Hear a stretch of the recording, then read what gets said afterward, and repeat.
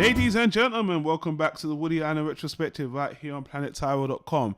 I am your host, Donald Wonder, and I have that returning arsehole of the century. As always, we love you, Simon. Oh, we love to hate you. Simon Red! Well, I wish I was an asshole a bit sooner. I would be probably in this movie. Maybe. Yeah, it would fit right in. Guys, if you listening to our discussions on the Woody Allen retrospective, we want to thank you. Last time we actually spoke about one of my favorite Woody Allen movies, a joy all around, something that me and Simon both enjoyed, 1997's Deconstructing Harry. If you missed that discussion, I'll put a link in the YouTube card, the top right hand corner. You can go back to that discussion. But if you're not listening on YouTube and you're listening just on the podcast, I'll put a link in the description to the whole playlist, because again, guys, if this is your first time listening, we're doing the Woody Allen retrospective. We've been doing it all year, over 30 recordings. Check out the playlist, check out all recordings, every single Woody Allen movie. This motherfucker right here, Simon Red, has joined me on this journey, and I put him through hell. But you know, we're at the end of the 90s right now. And before we start with this movie, don't forget, guys, we got the website, WoodyAllenRetro.com. Go there for all everything we've done before. We're going to get into a spoiler discussion on the movie we're talking about now, so we would prefer it if you watch the movie before we start talking about it. But if you don't care, you just want to listen to us talk about these movies, because we're fucking casuals. We don't work for these fucking review sites, and we're very brash. We know some of you hipsters hate the way we speak about the Woody Allen movies. We're not eloquent. Ha! Speaking of which, I just saw this week a full-on gameplay from Game Journalists, and let me tell you about it. In the 21st century with bloggers, people that call themselves journalists, it's another word for unemployed idiot. Incompetent fuck. So yeah, we're not like that. Thank you. Okay, this is genuine, intelligent people. Genuine, intelligent assholes we are, yes. Yeah.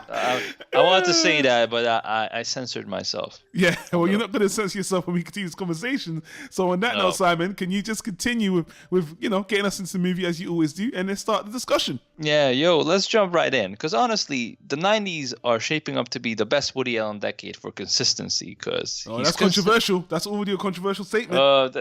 You know what? Fuck them. Let's go controversial full on, okay? Because he's continuously challenging himself, trying out new things, and I really think that the overall quality of movies are very, very good. We have less slippery slopes or less snoozer films, and this one's no exception, 1998, Celebrity. I mean, just from the title, you can tell that this movie will be very relevant. It's kind of a forward-thinking movie, but also a retrospective one, a critique on society. Nothing that's very distant from Woody.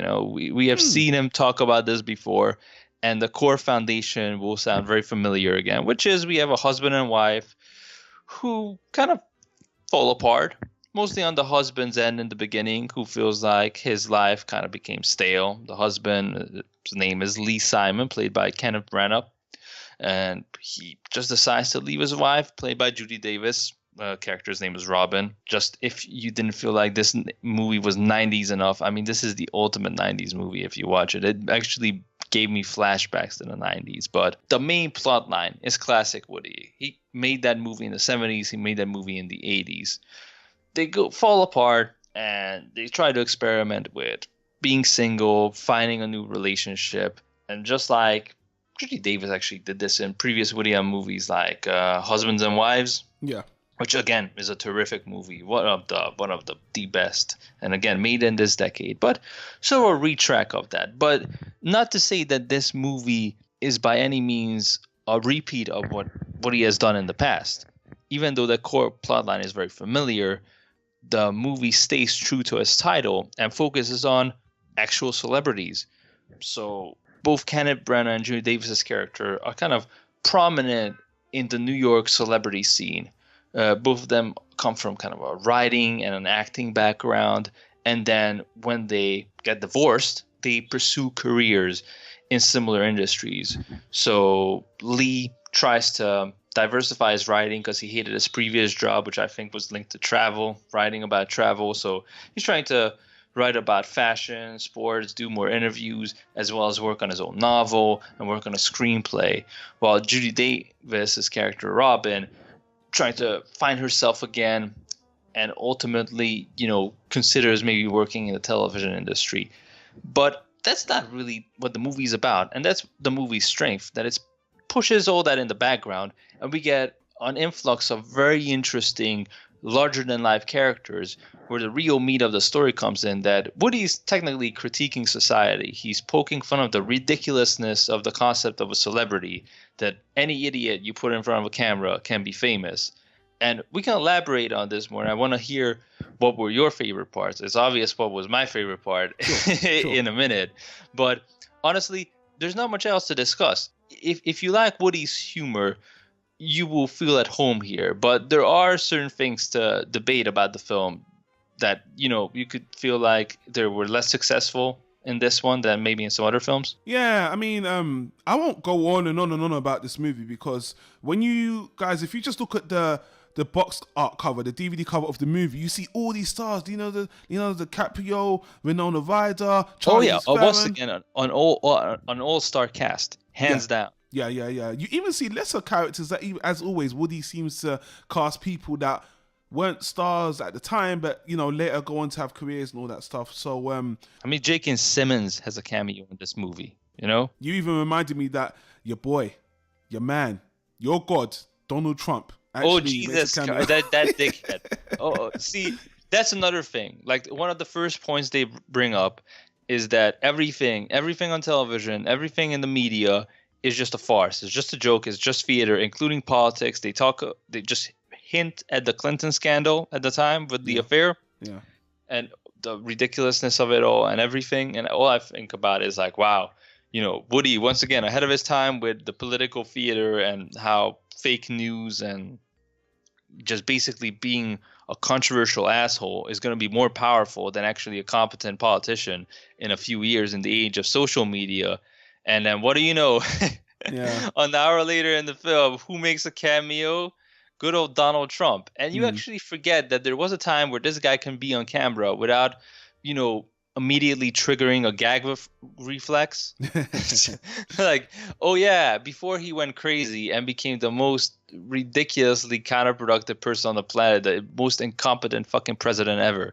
He was just a dickhead tearing down buildings, making bad jokes about it. He will never be impeached, and he's a Hollywood celebrity, and even his career as a actor/celebrity progressed to the point where he's a president. So Simon, once again, Woody Allen foresaw the future. Exactly. The whole thing is fucking crazy. This movie's crazy, but it ages beautifully because the ridiculousness he's portraying in 1998 is the reality and what's considered the norm in today's society. Interesting. Well, you know what? I want to ask you, before I get into my little spiel about the movie, I want to ask you a question. And I'm not trying to set you up on anything.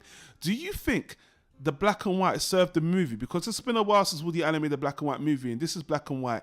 Do you think that actually helped the movie or served the movie, gave it a bit more pizzazz or whatever? Because I was kind of like, I don't really think this one needed it, to be honest with you. It did nothing for me, but here's the thing. This is Woody Allen's most 90s movie. I mean, it starts with the Miramax logo. It has Winona Ryder in it. Has unknown young Leonardo DiCaprio. It sounds like you got a checklist right now, by the way. Yeah, it's set in black and white. It's shot with a lot of wide angles about the city. It has a director talking about groundbreaking special effects that they could have done a year beforehand. It has all the typical 90s clothing, the suits. Woody's very particular and meticulous about his details. We established this ever since Sleeper, that he goes into great detail to make sure everything's fine, everything's accurate. And I mean, this isn't even a historical piece when he made it. He made it in 1998. So he was just really trying to portray the celebrity landscape that he himself experienced. Yeah, you're right. I agree with everything you're saying there. But you know what? I want to start with the negatives, to be honest. I think that's going to make it a little bit more balanced, because you've been praising the movie quite a bit. Let me take it down a peg and be the arsehole everyone knows I am. So first of all, Woody Allen, ironically, this is the first time in a string that he didn't cast himself in the movie. But Kenneth Branagh, I can't even pronounce his surname properly. Kenneth Branagh. Branagh. Yeah, that's here over here from the UK. You should know this motherfucker. I should be the one struggling. I've seen him before, and I've noticed him. But man, there's a difference between playing a Woody Allen type character and just trying to imitate Woody Allen to a T. And to be honest with you, when I was watching him, just being that Woody Allen character and forcing all those mannerisms, it really seemed really kind of forced. And it was kind of charming at first, but it really felt like he was trying so hard to channel Woody Allen, who isn't in the movie. I'm like, this is how you don't do it. I mean, Woody Allen has a lot of characters that are obviously him, but this time, or as he describes it, completely different people that is by no means based on any real life experiences he experienced. Yeah, and that is just him acting as that. I think he does a really good Woody Allen impression. If this was a SNL skit, it would be funny. But for Woody Allen to direct him to be that, just be me, be as much me as you can. And I didn't like it. I really didn't. And on top of that, to be honest with you, Woody Allen's character are always variations of assholes, but they're kind of likable. This guy is a piece of shit, and I'm telling you. It's funny you brought that up, because with the black and white thing, when they introduced the couple, so basically Lee and Robin, I was thinking about you because even though I saw this movie in parts before, but this was the first time in a while I saw it from beginning to end, and I was like, this is basically the movie that if you ever wonder whatever happened to the other couple from Manhattan, the character you hated in Manhattan, Woody Allen's friend. Yeah. What happened to them right after Manhattan? If they ever got a divorce, because this guy comes off as the same type of asshole. When we meet him, he's already a reporter. The timeline is a bit skewed up, so we learn about his divorce later. Yeah. When we're introduced to the character, he's just has things fall into his lap. He meets Winona Ryder randomly. He's like, don't I know you? Yeah, I know you, and I want to fuck you, and I'm sure we're going to fuck later in the movie. Okay, bye, gorgeous young girl. And then he has this interview with the actress from the opening scene. Who played her again? Just I can't remember, but this movie goes through a cycle of him being this kind of... Melanie Griffith, I believe. Yes, that's it, Melanie Griffith. And again, gets a free blowjob straight up the bat. Yeah. Meanwhile, his character just comes off as a complete asshole. And for me, I didn't like that. You said it was charming in the beginning. I had the exact opposite. No. His performance was charming, not his character. His character was a complete asshole. Oh, either way, I had the exact opposite experience. That in the beginning, it annoyed me. It was too much. Yeah. And I got more used to it as the movie went along. But I agree with you. To me, that was kind of weak. Like, it made me less interested in his storyline.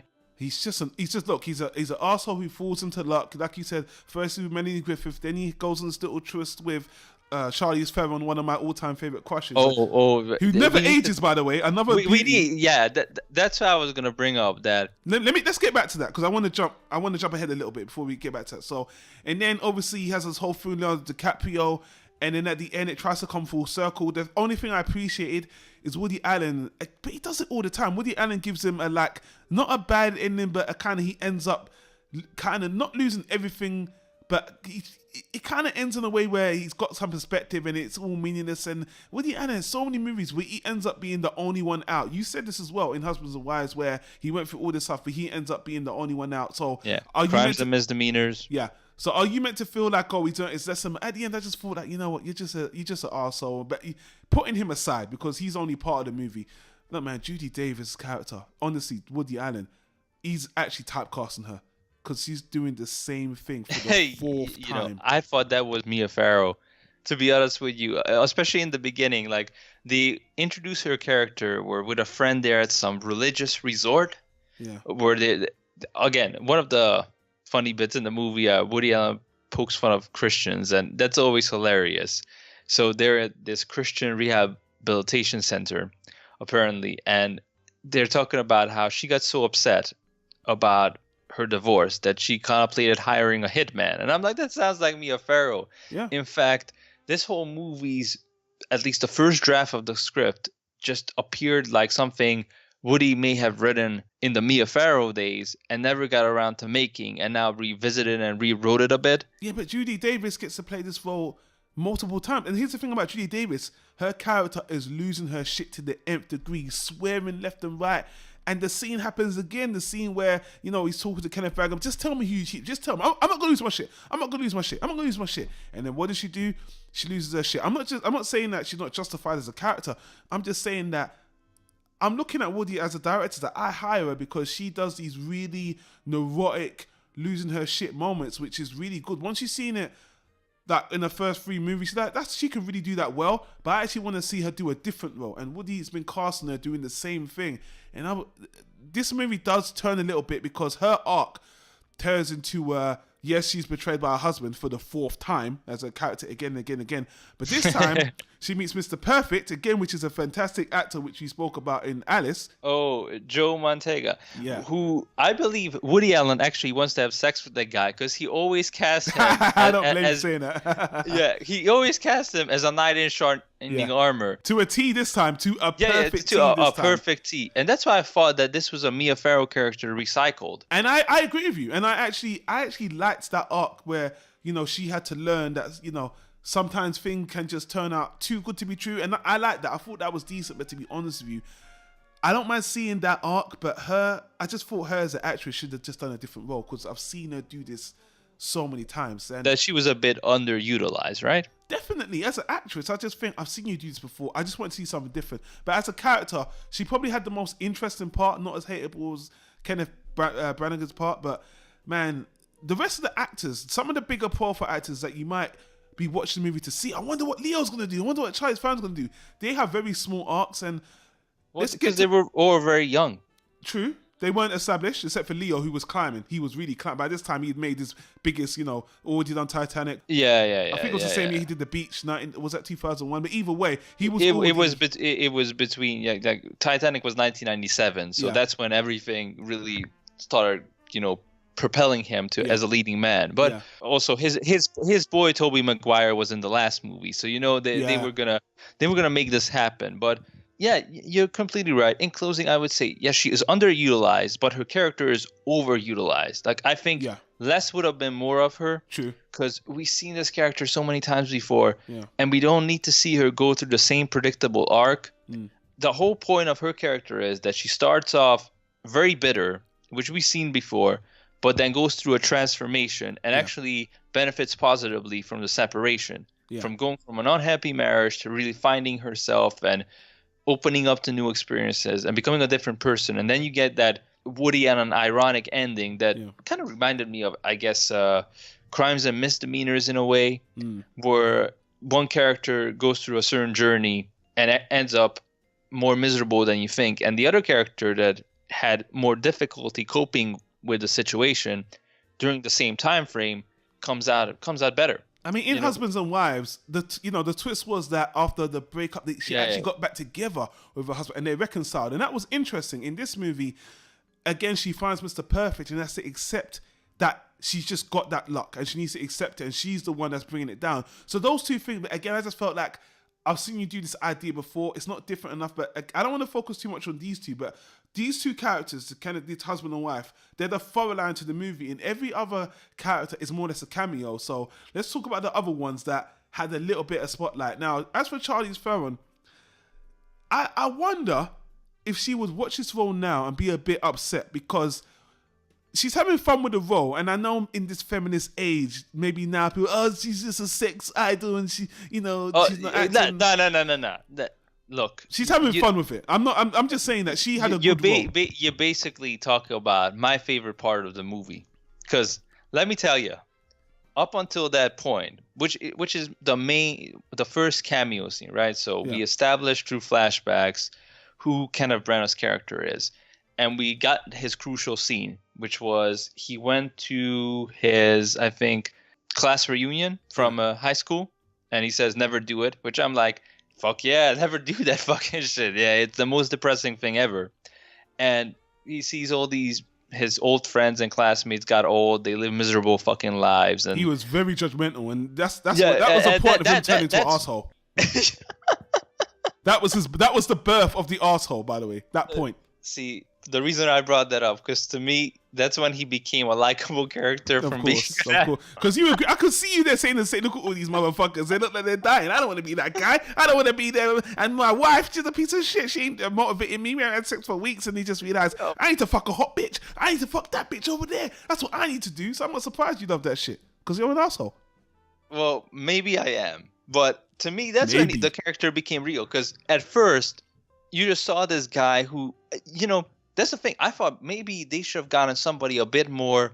I mean, George Clooney was already big at the time because he did From Dusk Till Dawn, Batman and Robin, so he was very expensive. But I'm like, I didn't buy that this guy is just driving around in this Aston Martin and getting into all these, almost fantasy-like adventures. And you didn't buy it because he had the Woody Allen persona. If he was his own character, it would have been a lot better. Exactly. He didn't feel real. Yeah, thank you. But then we got this flashback, and you understood where he came from and that he really made this conscious effort to change his life. And fuck yeah, I agree with that scene when he goes to his class reunion.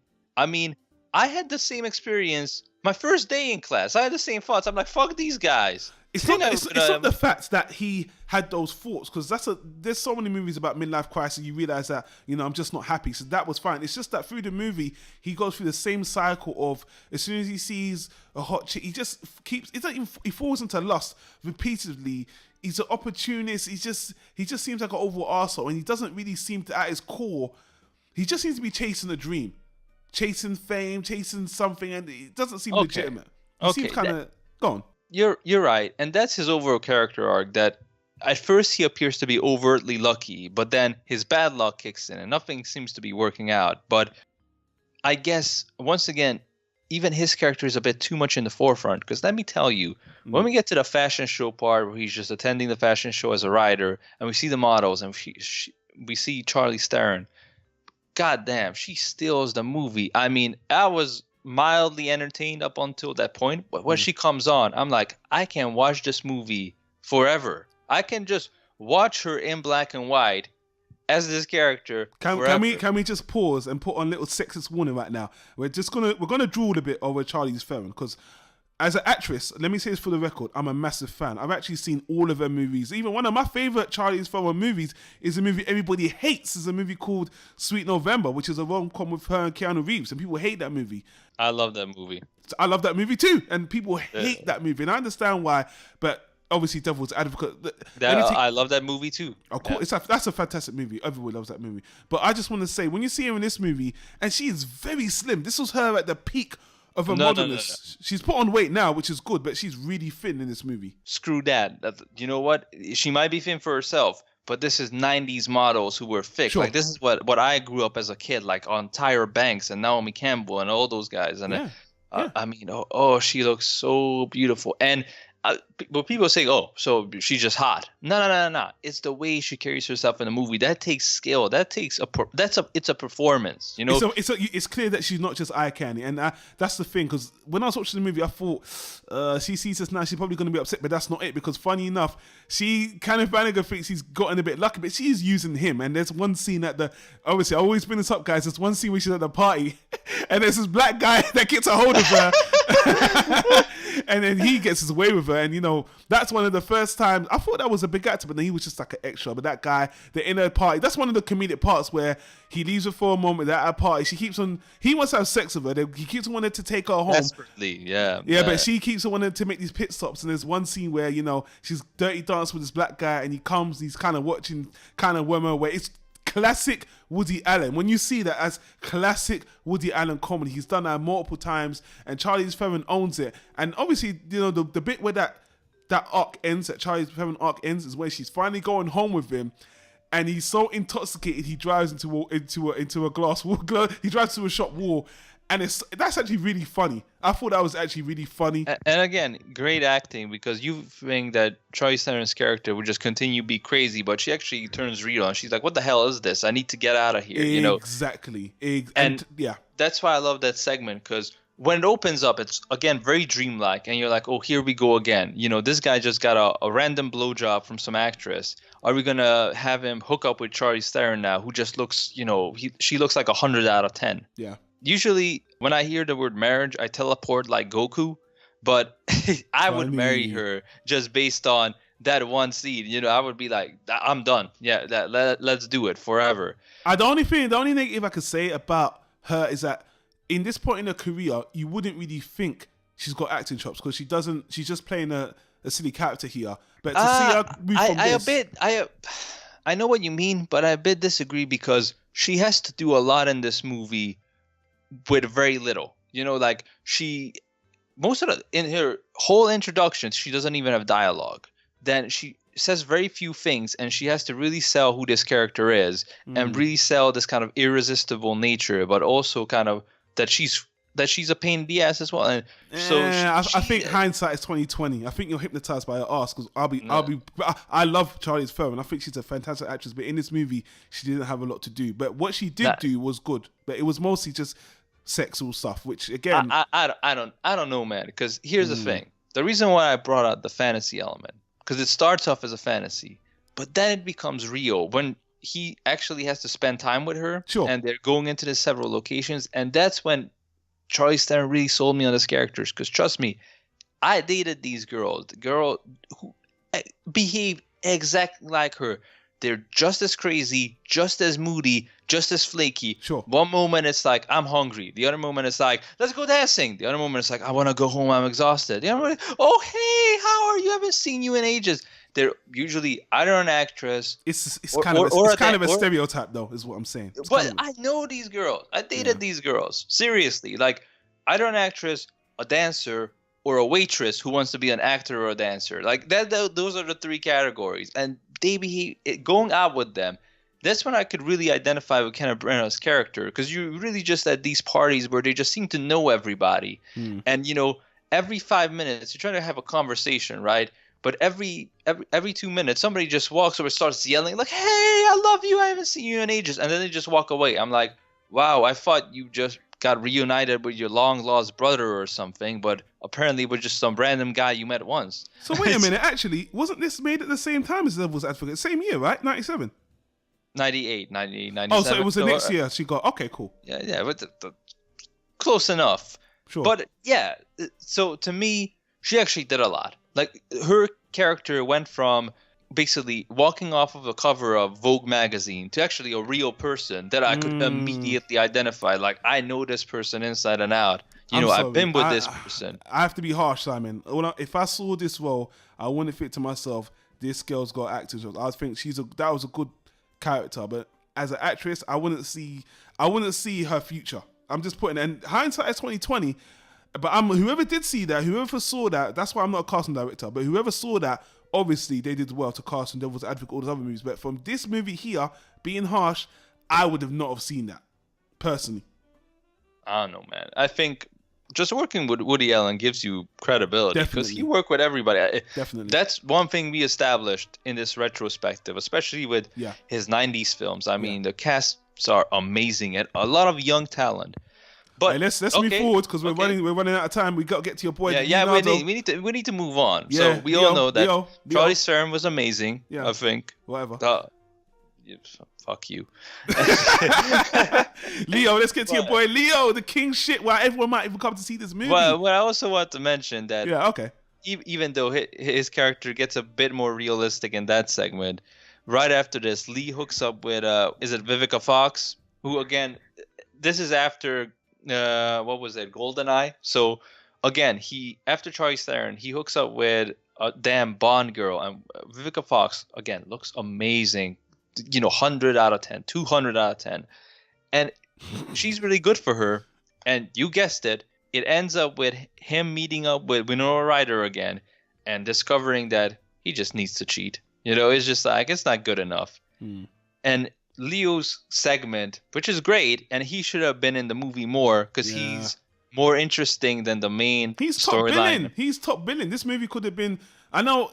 Look, he's playing a very people who might watch this movie, even the first time I watched this movie, when I saw Leo going off the wall, because he's really bananas in this movie. He's he's that stereotypical abusive, everybody loves actor, could do whatever he wants, and he's just crazy. He's doing all these outlandish actor things. And at this time, if you've seen, DiCaprio, he's played, even at this time in his career, he's done so many movies of every type, from being young to old, that he's putting it on. And he does well, but I honestly think if he saw his part now, he probably would frown upon it a bit, because he's just being a little bit too caricaturish. But he's doing it on purpose, which is the role. But I'm just like, I don't think it's a role he would cherish. That at the time. Yeah, but at the time he needed it, because he was basically this hard drop. Like basically, like I was 6 and 7 when this came out, And in elementary school, all the girls had posters of him, not because they saw all his good movies or his cool performances, but only because of Romeo and Juliet and, you know, Romeo Must Die and Titanic. And he was typecast as this, you know, cutie. We're not Romeo Must Die, but yeah. You know, he was being typecast. Sorry, what? I said not Romeo Must Die, but yeah. He was. Oh, come on now. I'm fucking with you. Go on. Basically, you know what I'm gonna say. He was being typecast. He was being the perfect gentleman-like, knight in shining armor. Yes. That's his costume in Romeo Must Die, a knight in shining armor. You know, every girl wanted to be his girlfriend. He couldn't do no wrong. He was perfect. They wanted him to do a bunch of romantic movies, you know, Lover Boy, Angel Eyes, Soft, that kind of stuff. And that's why we didn't like him. Like, when I was a kid, I wasn't a fan of him, even though he gave some really good performances as a young actor. Because I was like, oh, this guy's slimy. This guy's weak. This guy's a bitch. You know, he's just like this pretty boy, whatever. You know, like, give me Christian Bale from American Psycho any day. You know, that guy has potential. This guy is, you know, and that's Leonardo DiCaprio. He's one of the greatest actors of his generation. Sure. So he really needed the role where he could be a complete asshole and just remind people that he can act. And he's not just a Hollywood pretty boy who's always going to be the nice guy or the perfect lover. I agree with everything you're saying, but the only problem is in this movie he's a bit of a cartoon character. That's the problem. Oh, well, he's a complete cartoon. I mean, the whole thing, like, I love you, you fucking bitch, but I'm gonna kill you. I mean, that's his whole opening scene. You know, it's like, I'm like, is this a Madonna music video from the 90s? Again, a super 90s scene, the trashing the hotel. That's such a cliche. And then we get an orgy right after that, so. Yeah, I mean, I'll bring up the funniest. The funniest part is when he's having sex right next to Kenneth Branagh sitting there. And, I mean, he's fine. He's fine. It's just, when you look at it in retrospect, you're like, huh. You know, I think you have expectations of this movie. He's top billing. If you watch a movie and you see Leonardo DiCaprio back in the 90s, you'll be like, wow, what's this movie? You see this movie and you're going to be like, okay, it's a bit different. He's a bit cartoony, you know, but he's still very good. He's a great actor. He does good in the movie. And he's in the movie. Obviously, I want to be there more, like you said. I wish he was. I wish the movie revolved. Well, I wish he was in the movie more, but his character probably was in enough because I couldn't watch an hour and a half of this character. He's just a complete arsehole. And to be honest, we could kind of wrap up the movie because we spoke about the characters.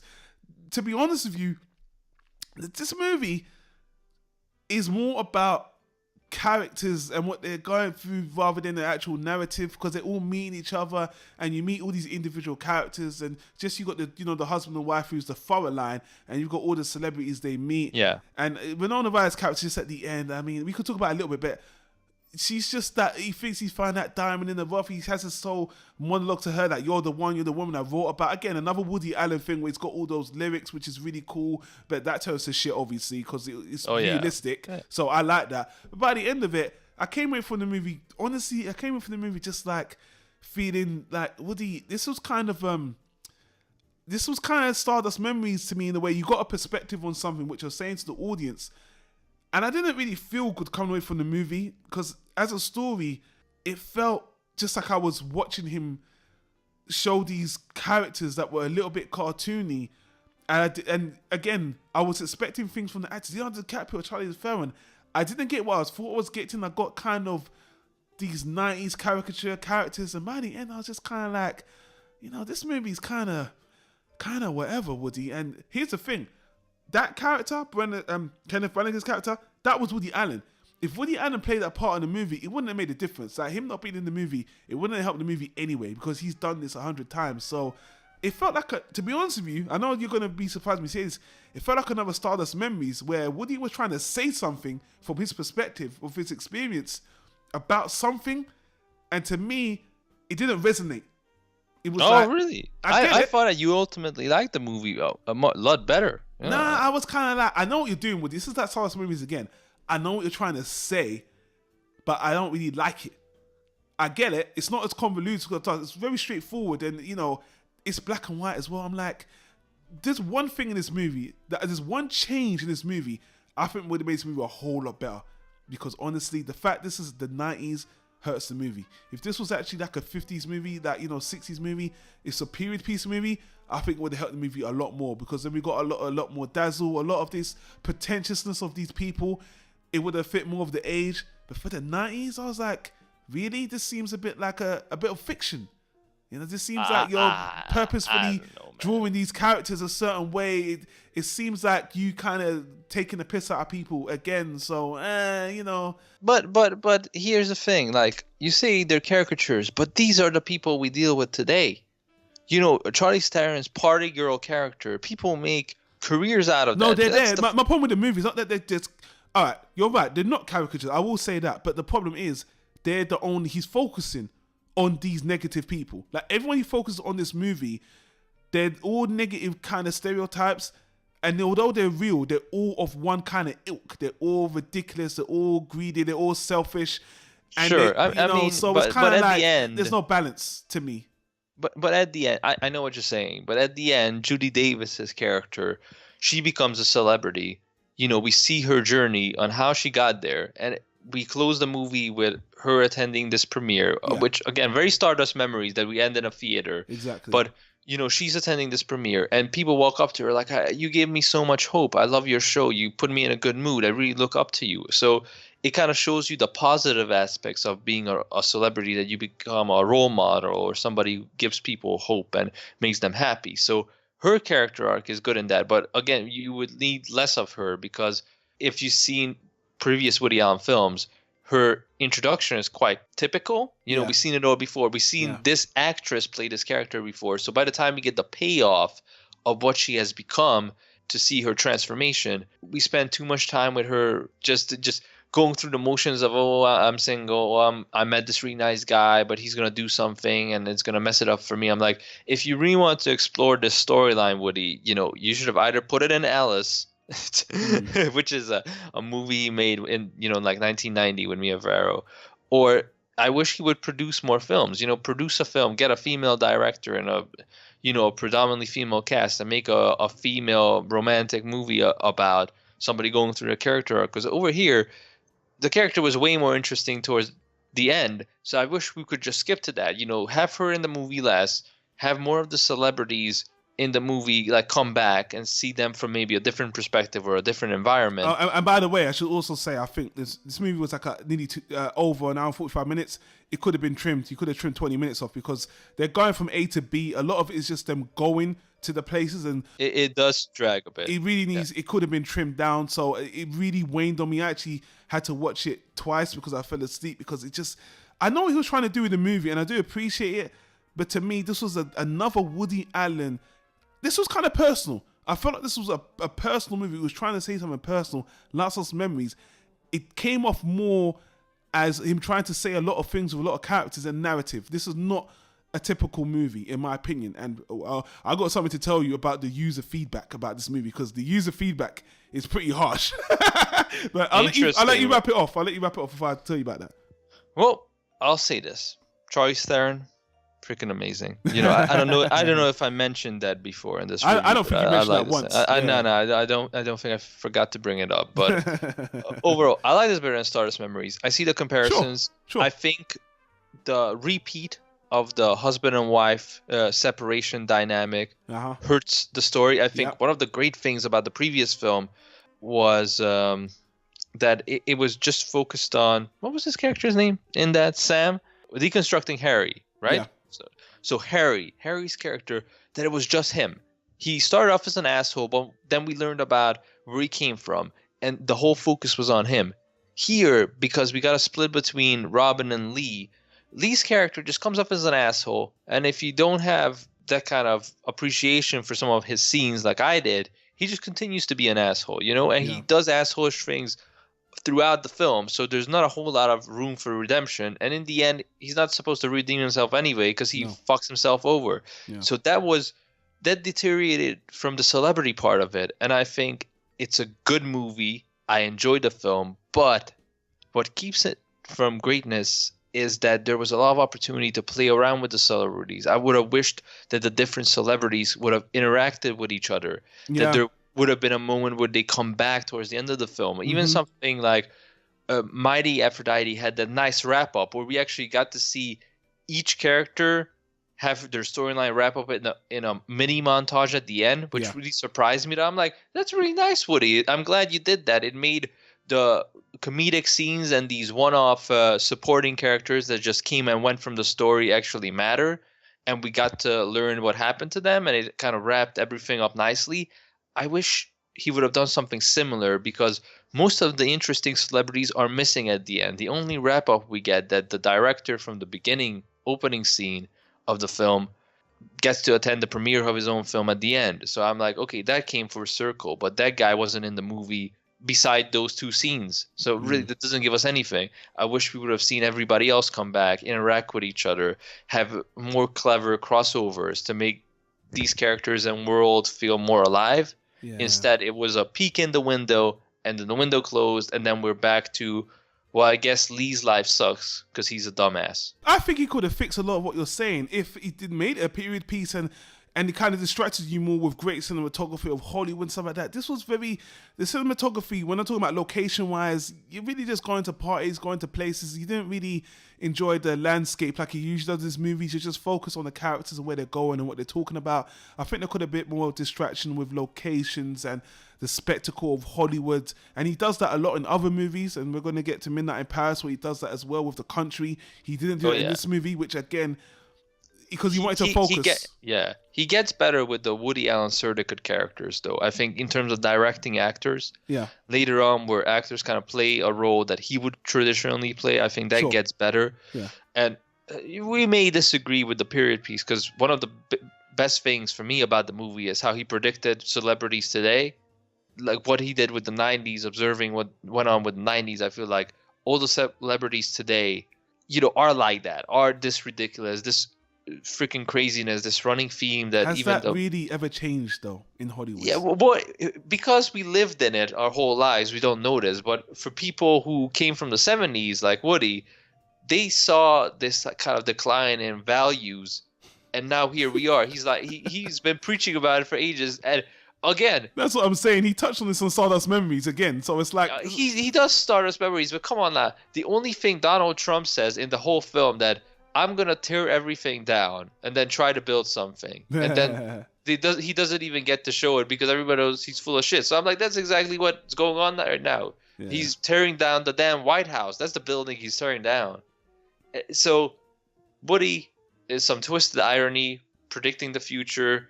I guess it's his Jewish nature to say, "I told you so." Yeah. Well, I guess he gets to say that for the rest of until the end of time, because he did. But yeah, it's a good movie. It's very entertaining. I like a lot of the performances, but it does drag with the main plot.